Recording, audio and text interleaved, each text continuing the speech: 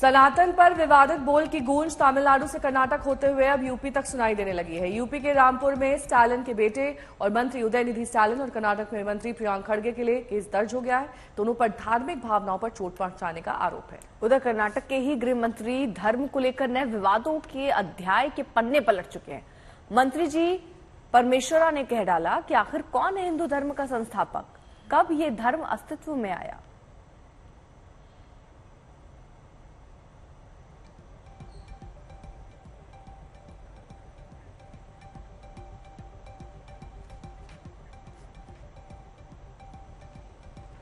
Summer Srivastava मेरे सहयोगी जुड़ गए हैं तमाम जानकारी के साथ। समर्थ, अब तो एफआईआर भी हो गई है, कानून के लिहाज से एक बड़ी चोट उदयनिधि के लिए।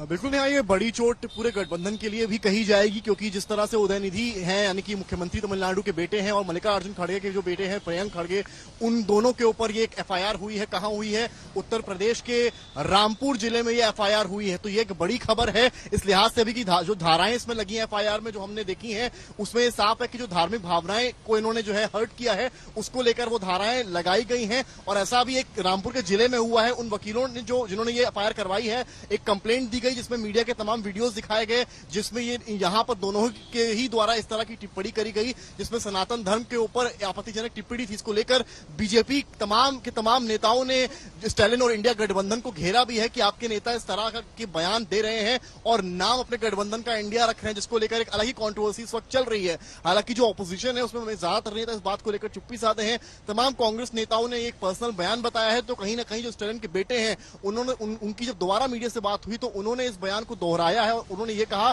कि इसमें कुछ गलत नहीं कहा गया है। तो इसी को लेकर पुलिसिया कार्रवाई उत्तर प्रदेश के रामपुर में करी गई है, जिसमें सुसंगत धाराएं लगाकर धार्मिक भावनाओं को लेकर ये लगाया गया। अब इसको लेकर जो है यहाँ पर पूछताछ भी दोनों की से हो सकती है, पर फिलहाल जो अपडेट है वो ये है कि एफआईआर दर्ज कर ली गई है और ये माना जा सकता है कि अन्य जिलों में भी इस तरह के कंप्लेंट्स के बाद एफआईआर हो सकती है, क्योंकि कहीं ना कहीं बीजेपी के तमाम नेता, चाहे वो यूपी के डिप्टी सीएम हो, तमाम लोग इसको लेकर विरोध कर रहे हैं और ये कह रहे हैं कि सनातन का अपमान कहीं से भी स्वीकार नहीं होगा।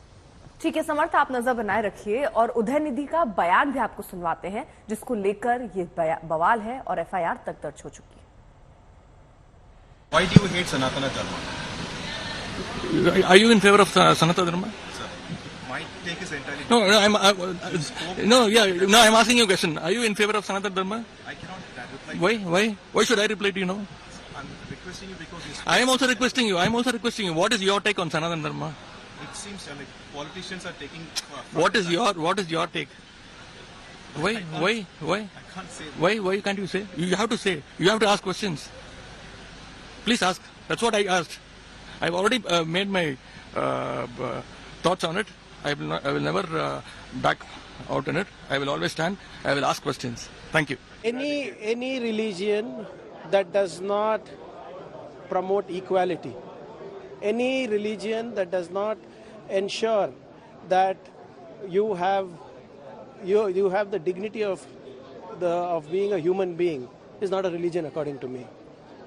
Any religion which does not give you equal rights, does not treat you like humans, is not a religion. So it's as good as a disease. All right, thank you.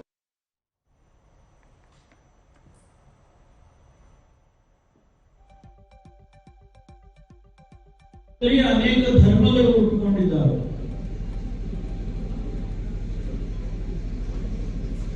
Hindu ಧರ್ಮ ಯಾವಾಗ ಹುಟ್ಟಿತು, ಯಾರು ಹುಟ್ಟಿಸಿದ್ರು ಹಿಂದೂ ಧರ್ಮ ಇನ್ನೂ ಕ್ವಶನ್ ಮಾರ್ಕ್ ಬಿದ್ದಿದೆ, ತೆಗೆದಿಲ್ಲ question mark.